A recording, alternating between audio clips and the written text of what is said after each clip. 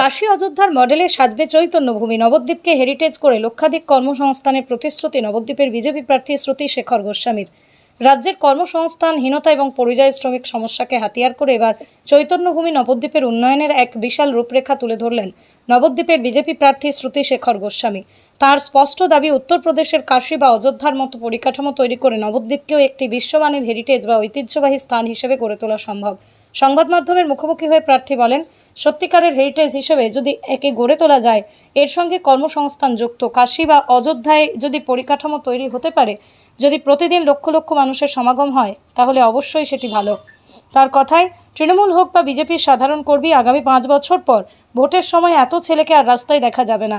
আমি এই সংখ্যা অর্ধেক করে দেব, কারণ তারা সবাই নিজেদের কর্মসংস্থানে যুক্ত হয়ে যাবে। পরিশেষে সাংবাদিকদের প্রশ্নের উত্তরে তিনি স্পষ্ট জানিয়ে দেন যে তার এই মুহূর্তের একমাত্র প্রধান লক্ষ্য হলো রাজ্যের যুব সমাজের জন্য কর্মসংস্থান সুনিশ্চিত করা। হেরিটেজ ঘোষণা করা হয়েছে, সেক্ষেত্রে শান্তিপুরের রাসকেও হেরিটেজ ঘোষণা করেছিলেন রাজ্যের মুখ্যমন্ত্রী, এবং শান্তিপুর শহরকেও হেরিটেজ ঘোষণা করেছেন। তার কিন্তু পরবর্তীতে কোনো অগ্রগতি দেখা যায়নি। না, এটা শুধুমাত্র হিন্দুদের ভোটটা নেওয়া, মূল টার্গেট তো মুসলমান ভোটটাকে এক জায়গায় করে সেটা নেওয়া, আর তারপরে হিন্দুদের থেকে ওইসব দেখিয়ে টুকিয়ে 20% ভোট যদি নিতে পারেন হিন্দুদের, তাহলে তো উনি জিতে যাবেন।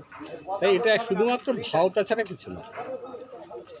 এদিকে হিন্দুদের ওপরে বিভিন্ন জায়গায় জায়গায় প্রতি মুহূর্তে, কদিন আগে শিমুলগাছি সেই শিমুলগাছি কুটির পাড়া, সেখানে হিন্দু সম্প্রদায়ের উপরে ব্যাপক আক্রমণ হল।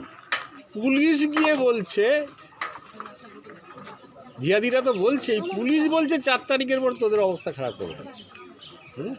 তাই জিহাদি তোষণ সারা পশ্চিমবঙ্গ জুড়ে চলছে, এবং যদি কোনো অঘটন ঘটে পশ্চিমবঙ্গে, এটা হবে না কিন্তু বলছি, যদি কোনো এবার অঘটন ঘটে পশ্চিমবঙ্গে, যদি বিজেপি না আসে, 4 তারিখ দুপুরের পর থেকে পশ্চিমবঙ্গের আকাশ বাতাস কিন্তু আর্তনাদে ভরে যাবে, ধোঁয়ায় ভরে যাবে।